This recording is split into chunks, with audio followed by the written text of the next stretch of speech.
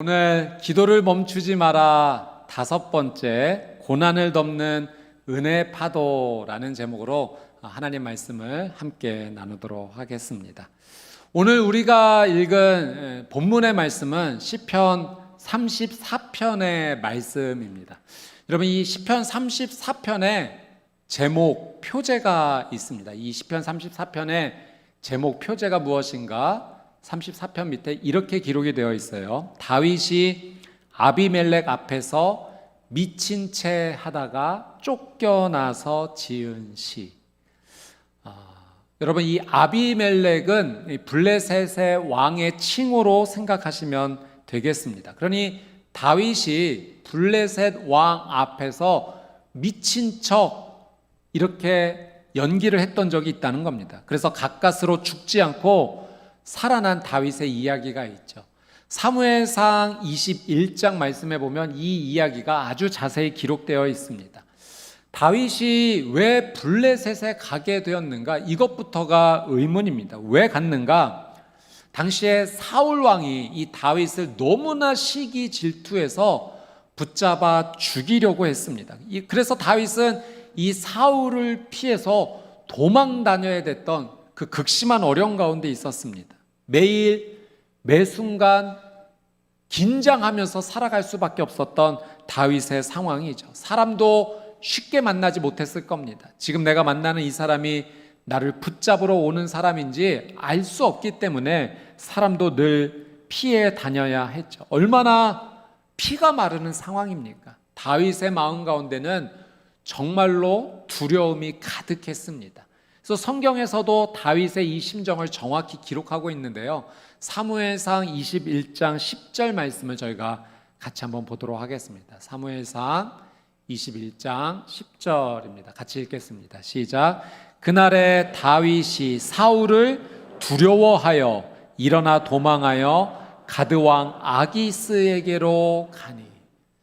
다윗이 이 사울이 너무나 두려웠던 겁니다. 자신을 붙잡아 죽이려고 했던 이 사울을 피하여서 어디까지 가는가? 일어나 도망하여 가드왕 아기스에게까지 갔다. 이 가드가 바로 블레셋입니다. 여러분, 다윗이 골리앗과 싸워서 이기고 골리앗을 죽이지 않았습니까? 이 골리앗의 고향이 어디인가? 바로 가드입니다. 그러니 다윗이 이 블레셋 가드로 들어갔다라고 하는 것은 한마디로 호랑이 굴에 들어간 겁니다. 이 블레셋 땅이 안전한 곳인가? 가드 땅이 안전한 곳인가? 그렇지 않죠.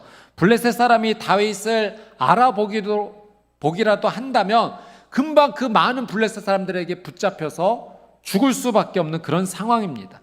그럼에도 불구하고 가드로, 블레셋으로 도망칠 수밖에 없었던 이유는 사울이 주는 위협이 너무나도 컸기 때문입니다.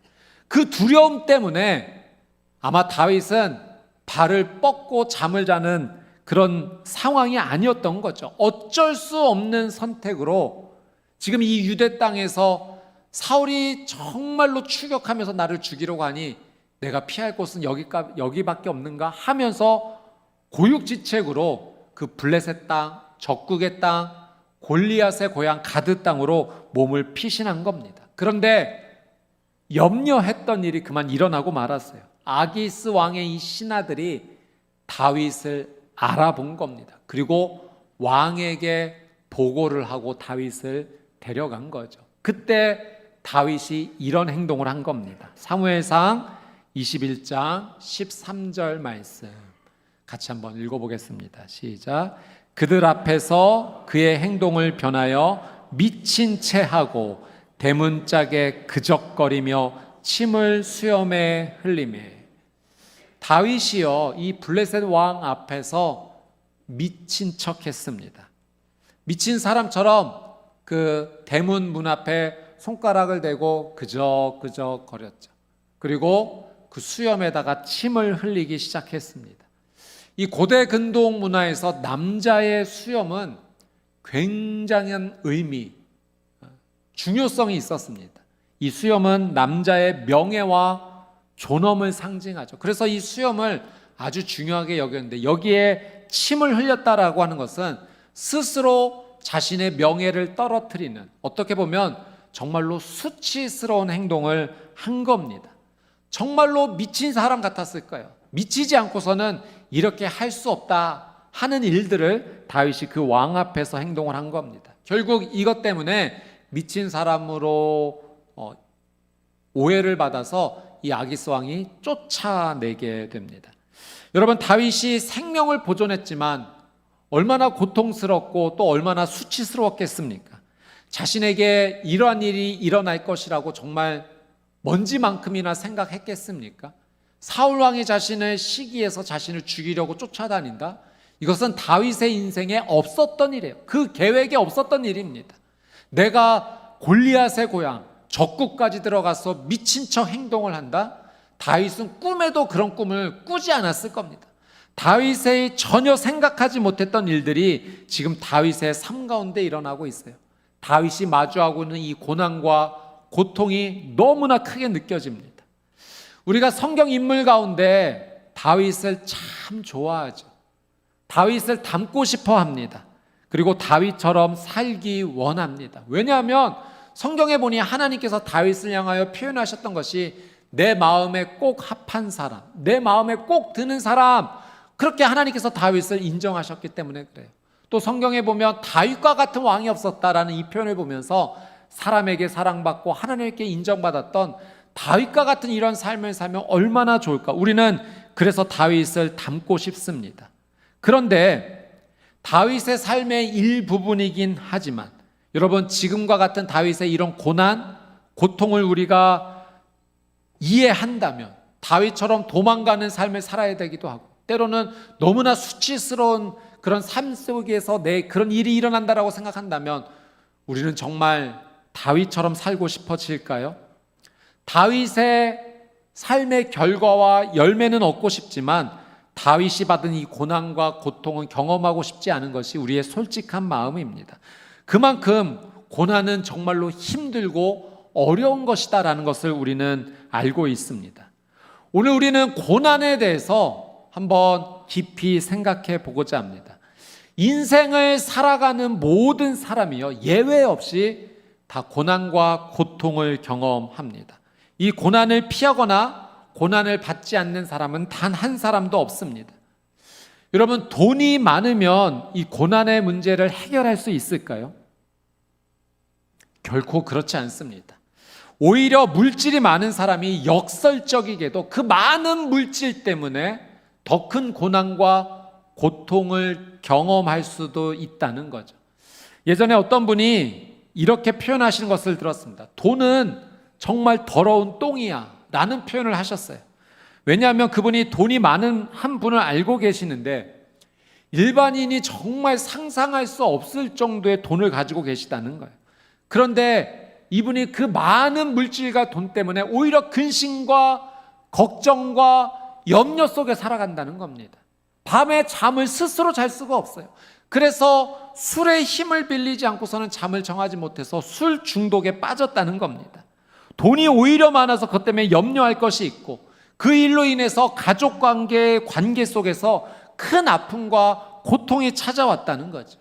그분이 돈을 더러운 똥이라고 표현했던 것은 그만큼 물질을 너무 사모하고 기대하고 의지하는 것을 경계해야 된다는 말씀의 의미였습니다.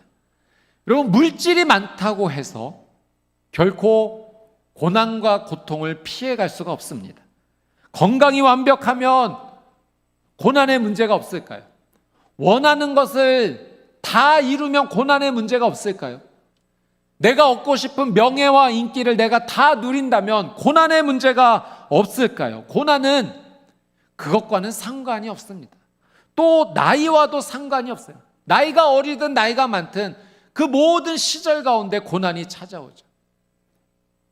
한 초등학교 2학년 어린아이가 이제 사촌 동생이 태어났다라는 소식을 듣고 부모님과 함께 가서 축하하러 방문했다고 합니다.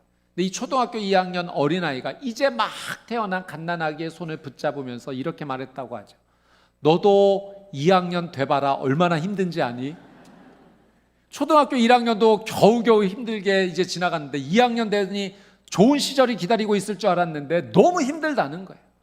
여러분, 고난은 나이를 가리지 않고 살아있는 모든 사람들에게 다 찾아옵니다. 심지어 하나님을 잘 믿으면 고난이 없을까요? 그렇지 않습니다. 하나님을 잘 믿어도 고난이 있습니다. 성경에는 다 고난이 있는 사람들의 이야기로 가득합니다. 아브라함은요, 자녀가 없는 그 고난이 너무나도 컸던 사람입니다. 요셉은 어떻습니까? 여러분, 가족에게, 형들에게 배신당했어요. 그냥 배신이 아닙니다. 형들이 자신을 애굽의 노예로 팔아버렸어요. 너무나 끔찍한 일을 당한 거예요. 그로 말미암아 너무나 큰 고난을 당하죠. 여러분, 성경에 나와 있는 고난의 대명사 욥은 정말 하나님 잘 믿었던 사람입니다. 그만큼 하나님을 경외하는 사람이 그 땅에 없었어요. 그런데 그 욥에게도 고난이 찾아옵니다. 자녀를 다 잃어버리고, 건강에 악화가고, 재산도 다 잃어버리고, 사랑하는 아내마저도 자신을 떠나버리는 그 고난을 겪었던 사람이 바로 욥입니다. 예수님은 없으셨을까요? 예수님도 고난을 받으셨어요. 유대 지도자들에게 시기와 질투를 당하셨고, 3년 동안 함께 동고동락했던 그 사랑하는 제자들이 예수님을 배신하고 떠나는 그 아픔도 누리셨고요. 마지막에는 그 죄가 없으신 그분이 인류의 모든 죄를 다 짊어지시고 십자가에 달릴 이유가 하나도 없으신 그분이 모진 고난과 고통을 당하시고 우리의 죄를 용서해 주시고자 그 십자가에 못 박히시는 고난을 당하셨습니다. 여러분, 고난은 생명이 있는 모든 사람들에게 다 찾아옵니다. 이것이 하나님이 세우신 기준이에요. 왜 하나님께서 사람에게 고난을 허락하시는가? 우리는 몇 가지로 추측을 할 수 있지만 사실 온전히는 하나님의 이 뜻을 다 이해할 수는 없습니다. 그래서 우리가 이 고난이 왜 우리에게 찾아오는가, 살아있는 우리에게 이 고난과 고통이 왜 찾아오는가 다 이해할 수는 없지만, 이해할 수 없는 이 부분에서 우리가 결단해야 할 일이 있습니다. 그것은 고난이 찾아올 때 이 고난 앞에서 우리가 무엇을 선택해야 되는가를 분명히 알아야 된다는 거예요. 고난은 우리에게 있다는 것을 우리는 인정해야 됩니다. 그리고 이 고난 앞에서 우리는 올바른 길을 선택해야 되죠. 여러분, 하나님께서 사람에게 고난을 허락하셨을 때 단지 이 고난만을 주신 것이 아니라 이 고난을 어떻게 풀어나갈지, 이 고난에서 어떻게 구원받을 수 있을지, 건진받을 수 있을지 하나님께서 그 길을 준비해 주셨다는 겁니다. 말하자면 우리에게 문제만 주신 것이 아니라 그 문제를 잘 풀 수 있는 공식도 우리에게 함께 허락해 주셨습니다. 자, 하나님께서 주신 첫 번째 공식이 있는데요. 먼저 이사야 41장 말씀과 신명기 31장 말씀을 우리 같이 한번 읽어보도록 하겠습니다. 이사야 41장 10절 말씀입니다. 시작. 두려워하지 말라. 내가 너와 함께함이라. 놀라지 말라. 나는 내 하나님이 됨이라. 내가 너를 굳세게 하리라. 참으로 너를 도와주리라. 참으로 나의 의로운 오른손으로 너를 붙들리라. 아멘. 자, 신명기 31장 6절 있습니다. 시작. 너희는 강하고 담대하라. 두려워하지 말라. 그들 앞에서 떨지 말라. 이는 내 하나님 여호와 그가 너와 함께 가시며 결코 너를 떠나지 아니하시며 버리지 아니하실 것임이라 하고. 아멘. 여러분, 고난 앞에서, 고난의 문제 앞에서 하나님께서 우리에게 주신 첫 번째 약속은 나의 오른손으로 너를 붙잡아 주겠다. 내가 너를 결코 떠나지도 않을 것이고 버리지도 않을 것이다라고 하나님께서 약속하셨다는 겁니다. 여러분, 사람은 큰 고난이든 작은 고난이든 그 고난을 만날 수밖에 없습니다. 그 고난 앞에서 우리가 붙잡을 것이 있다면 바로 이 하나님의 약속입니다. 고난이 올 때 두렵죠. 걱정이 듭니다. 염려와 근심과 그 염려가 나를 무너뜨리고자 하는 그 떨리는 마음을 우리는 다 느낍니다. 여러분, 사탄은요, 우리가 고난 앞에서 두려워할 때 이 기회를 놓치지 않고 우리에게 다가와서 이렇게 거짓말합니다. 사탄은 거짓말로 우리를 완전히 넘어뜨리고자 하죠. 다 끝났어. 이제 너는 일어설 수 없어. 이 질병이 너의 생명을 결국은 빼앗아갈 거야. 너의 자녀 성공하지 못해. 계속해서 실패할 거야. 너의 미래는 없어. 더 이상 직장에서 승진하지 못할 거야. 지금 이 경제적 어려움으로 너는 이제 완전히 망한 거야. 관계가 어려워졌지? 회복되지 못할 거야. 그 사람하고 이제 너는 끝이야. 사탄이 이렇게 우리에게 거짓말한다는 거예요. 두려움 앞에서 벌벌 떨고 있는 우리에게 우리의 삶을 완전히 무너뜨리려고 거짓말합니다. 여러분, 이 거짓말에 절대 넘어가지 마십시오. 우리가 고난 앞에서 두려움을 마주하게 될 때 우리가 붙잡아야 될 것이 무엇인가? 바로 하나님의 약속의 말씀입니다. 나의 의로운 오른손으로 너를 붙잡아 줄 거다. 내가 너와 함께하고 너를 결코 버리지도 않고 떠나지도 않을 거다라는 하나님의 약속의 말씀을, 우리는 고난 앞에서 이 하나님의 약속을 붙잡는 것이 우리의 첫 번째 결정이 되어야 됩니다. 여러분, 하나님께서 우리를 도와주시면 우리는 결코 고난에 침몰하지 않을 겁니다.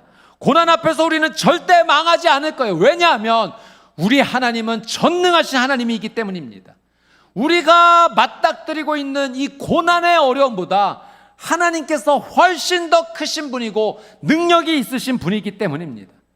여러분, 고난 앞에서 두려움을 마주하게 될 때 사탄의 속삭임에 무너지는 삶이 아니라 오히려 하나님의 약속의 말씀을 붙잡고 나가는 믿음의 사람이 되시기를 주님의 이름으로 축복합니다. 두 번째, 고난의 문제 앞에서 하나님께서 우리에게 주신 두 번째 방법이 있다면, 약속이 있다면, 그것은 고난에서 하나님께 부르짖어라. 이것을 하나님께서 우리에게 방법으로 가르쳐 주셨습니다. 자, 야고보서 5장 말씀과 시편 107편 말씀 우리 같이 한번 읽어보도록 하겠습니다. 야고보서 5장 13절입니다. 시작. 너희 중에 고난당하는 자가 있느냐? 그는 기도할 것이요. 즐거워하는 자가 있느냐? 그는 찬송할지니라. 자, 시편 107편 28절에서 30절입니다. 시작. 이에 그들이 그들의 고통 때문에 여호와께 부르짖음에 그가 그들의 고통에서 그들을 인도하여 내시고 광풍을 고요하게 하사 물결도 잔잔하게 하시는도다. 그들이 평온함으로 말미암아 기뻐하는 중에 여호와께서 그들이 바라는 항구로 인도하시는도다. 아멘. 여러분, 하나님께서는요 준비해 주셨어요. 우리가 이 마주하는 고난을 어떻게 해결해야 될지, 어떻게 통과해야 될지 이미 모든 것을 다 준비하셨습니다. 그것이 무엇인가? 바로 기도예요. 하나님은 하나님께 부르짖어라, 하나님께 기도하라, 그 방법을 우리에게 가르쳐주고 계십니다. 고난당하는 자가 있느냐? 고난당하는 자가 있느냐? 그는 기도할 것이요. 기도하라고 말씀하셨어요. 고통 때문에 여호와께 부르짖어라. 고통이 있다면, 삶의 고통 가운데 벌벌 떨고 있다면 여호와께 부르짖어라. 그러면 그 광풍을 고요하게 하고 너가 원하는 안전한 폭으로, 안전한 항구로 내가 너를 인도하여 줄 것이다. 하나님께서 이렇게 약속하셨습니다. 사랑하는 여러분, 인생의 폭풍우와 광풍 때문에 지금 그 고난과 고통의 빗줄기 속에서 벌벌 떨고 계신 우리 성도님들 계십니까? 질병이라는 광풍 때문에, 실패라는 폭풍우 때문에, 좌절과 절망과 염려와 걱정으로 나를 뒤덮고 있는 그 폭풍우 앞에서 지금 벌벌 떨고 계십니까? 여러분, 그렇다면 지금이 하나님의 이 방법을 붙잡을 때입니다. 하나님께 기도하십시오. 여호와께 부르짖으십시오. 그러면 하나님께서 그 폭풍우와 광풍을 잠재워 주실 거라고 분명히 말씀하셨어요. 예수님께서 휘몰아치는 그 갈릴리 호수의 파도를 바라보며 바람아 잠잠하라, 파도야 잠잠하라 말씀하셨을 때 그 모든 바람과 파도가 잠잠해지는 놀라운 은혜가 있지 않았습니까? 여러분, 하나님께서 우리에게 그렇게 말씀하실 겁니다. 폭풍우야 잠재하라, 실패의 광풍아 잠잠하라. 하나님께서 말씀하신다면 하나님의 놀라운 능력 안에서 이 모든 고난이 온데간데 없이 우리의 눈앞에서 사라지게 될 줄 믿습니다. 여러분, 오늘 말씀의 주인공인 다윗이 그러했어요.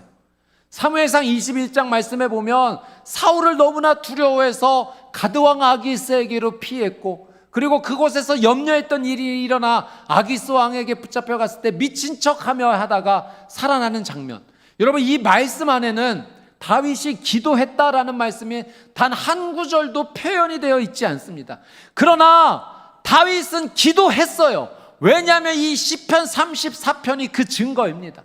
다윗이 하나님 앞에 얼마나 간절하게 부르짖고 기도했는지가 여러분 이 시편 34편 안에 기록되어 있는 겁니다.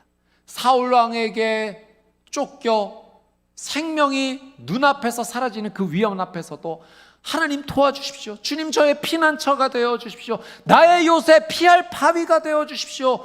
하나님께 그렇게 간절히 기도했고, 어쩔 수 없는 상황 속에서 블레셋 적국의 땅에 들어가는 그 어려움 속에서 블레셋 왕에게 붙잡혀 갔을 때 어쩌면 다윗은 하나님께 간절히 기도하는 가운데 하나님께 이 지혜를 받은 겁니다. 어떤 지혜?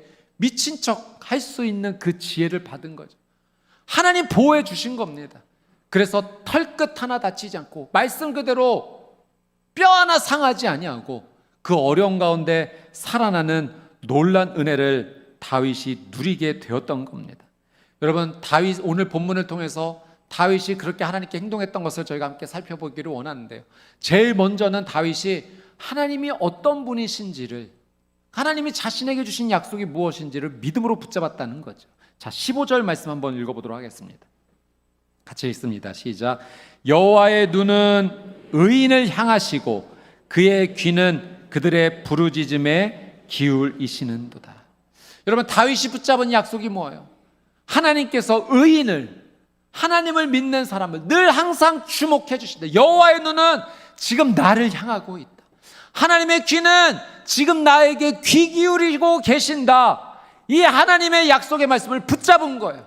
내 너를 떠나지도 버리지도 않으리라. 내가 너의 모든 상황을 의로운 오른손으로 붙잡아 줄 것이다라는 이 하나님의 약속을 다윗이 믿음으로 절대적으로 신뢰하고 붙잡았던 겁니다. 여러분, 하나님의 눈은 여러분을 향하고 있는 줄 믿습니다. 하나님의 귀는 여러분의 그 입술 가운데 귀 기울이고 계신 줄 믿습니다. 이것이 하나님의 약속이에요. 내가 너를 붙잡아 줄 거다. 떠나지도 않고 버리지도 않고 내가 너와 함께 할 것이다. 여러분, 고난과 고통 앞에서 우리는 이 하나님의 약속을 적극적으로 붙잡아야 됩니다. 하나님의 이 약속을 믿음으로 붙잡고 고난과 고통이 주는 두려움 앞에서 믿음으로 일어서는 우리 평촌교회 성도님들 되시기를 주님의 이름으로 축복합니다. 자, 다윗이 두 번째로 하나님 앞에 했던 것은 그는 고난 속에서 하나님께 정말로 간절히 부르짖고 기도했습니다. 자, 오늘 본문의 17절에서 20절까지의 말씀 같이 한번 읽어보겠습니다. 17절입니다. 시작. 의인이 부르짖음에 여호와께서 들으시고 그들의 모든 환난에서 건지셨도다. 여호와는 마음이 상한 자를 가까이 하시고 충심으로 통회하는 자를 구원하시는도다. 의인은 고난이 많으나 여호와께서 그의 모든 고난에서 건지시는도다. 그의 모든 뼈를 보호하시며 그 중에서 하나도 꺾이지 아니하도다. 아멘. 여러분, 다윗이 기도했습니다. 간절히 하나님을 찾고 또 찾았습니다. 하나님께 도와달라고 외치고 또 외쳤던 겁니다. 그 결과가 무엇인가? 여호와께서 나를 환난에서 건지셨도다. 여호와는 마음이 상한 자를 가까이 하시는도다. 고난과 고통 앞에서 상한 나의 마음을 주님께서 어루만져 주시고 하나님께서 나를 안아주셨도다. 여호와는 모든 곤난에서 건지시며 모든 뼈를 보호하시는 분이시라. 털끝 하나 다치지 아니하고 하나님께서 나를 지켜주셨고 살려주셨도다. 이것이 다윗의 고백입니다. 여러분, 다윗에게 기적이 일어났어요. 고난이 다윗을 집어삼키지 못했습니다. 하나님께서 온전하게, 거룩하게, 아름답게 머리끝부터 발끝까지 다윗을 온전히 보호하셨습니다. 사울뿐만 아니라 블레셋으로부터 이 놀라운 기적이 어디로부터 온 것입니까? 여러분, 고난 속에서 주시는 기적은 하나님께서 주시는 은혜인 줄 믿습니다. 의인이 부르짖음에 하나님의 백성이 기도하며 모든 환난에서 건지셨도다. 이것은 다윗만의 고백이 아니라 기도하는 우리에게도 동일하게 주시는 하나님의 은혜인 줄 믿습니다. 여러분, 기억하십시오. 고난보다, 고통보다 하나님의 은혜가 훨씬 더 큽니다. 우리의 눈앞에 있는 이 어려움보다 하나님의 능력이 훨씬 더 큰 줄 믿습니다. 여러분, 이 세상에서 삶을 살아가면서 고난을 피하며 살겠다, 그럴 사람은 한 사람도 없습니다. 큰 고난이든 작은 고난이든 우리는 만날 수밖에 없어요. 그러나 피할 길이 있어요. 어떻게 피하는가? 하나님을 붙잡는 거예요. 하나님께 부르짖는 겁니다. 하나님께 기도하는 겁니다. 하나님께서 나를 떠나지 않으시겠다라는 그 말씀을 믿음으로 붙잡고 하나님께 가까이 나아가면 그는 고난과 고통 앞에서 하나님 부어주시는 은혜의 파도로 말미암아 풀려나고 회복되고 일어서게 될 줄 믿습니다. 여러분, 고난이 아무리 고통스러워도 하나님께 기도하는 자, 하나님께서 은혜 파도로 그를 덮어주십니다. 그래서 우리는 이 하나님의 은혜를 사모하는 자가 되어야 돼요. 큰 고난이든 작은 고난이든 하나님, 저는 은혜가 필요합니다. 이 시간 하나님의 은혜로 저를 덮어주십시오. 은혜 파도로 저를 덮어주십시오. 주님께서 은혜로 덮어주시면 내 삶의 모든 두려움과 고난과 고통의 문제가 주의 능력 앞에서 마치 봄 햇볕에 겨울 눈이 다 녹아 사라지듯이 깨끗하게 사라질 줄 믿습니다. 여러분, 이것이 저와 여러분의 믿음의 고백이 되기를 주님의 이름으로 축복합니다. 그러니 여러분, 은혜의 자리를 사모하십시오. 여러분, 은혜의 자리는 하나님을 가까이 갈 수 있는 자리입니다. 은혜의 자리는 예배의 자리예요. 여러분, 은혜의 자리는 기도의 자리입니다. 은혜의 자리는 말씀의 자리이고 은혜의 자리는 찬양의 자리입니다. 그러니 여러분, 하나님 앞에 예배하러 나오는 이 자리를 정말 사모함을 가지고 나오십시오. 하나님의 은혜의 파도가 덮이는 자리이기 때문에 그렇습니다. 주일 예배 나오실 때 하나님, 저를 오늘도 하나님의 은혜로 덮어주실 것을 믿습니다. 기도하며 나오십시오.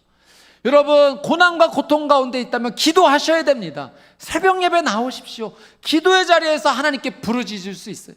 여러분, 수요 예배에도 큰 은혜가 있습니다. 수요 예배를 사모하며 나오세요. 여러분, 금요 기도회는 정말로 하나님 앞에 부르짖어 기도할 수 있는 자리입니다. 여러분, 그래서 우리가 이렇게 5번에 걸쳐서 기도를 멈추지 말라라는 주제로 저희가 주일 오늘까지 5번 나누지 않았습니까? 여기서 멈추면 안 되는 거예요. 영성은 이어져야 됩니다. 연속성이 있어야 돼요. 그래서 9월에 특별 예배, 특별 금요 기도회 월십 플러스를 준비한 겁니다. 이 월십 플러스 금요 기도회는 우리 평촌교회 이 가을의 부흥회도 같은 시간이 될 거예요. 영적으로 완전히 새로워지는 시간이 될 것입니다. 여러분, 기도하셔야 돼요. 기도해야, 하나님께 부르짖어야 하나님의 은혜 파도를 우리는 온전히 만나게 됩니다. 기도하는 사람에게 기적이 일어날 줄 믿습니다. 하나님의 은혜를 사모하는 자에게 은혜 파도가 덮일 줄 믿습니다. 고난의 자리를 뛰어넘어 하나님 주시는 은혜를 통하여 기적의 주인공이 되시는 우리 평촌교회 성도님들 되시기를 주님의 이름으로 간절히 축복합니다.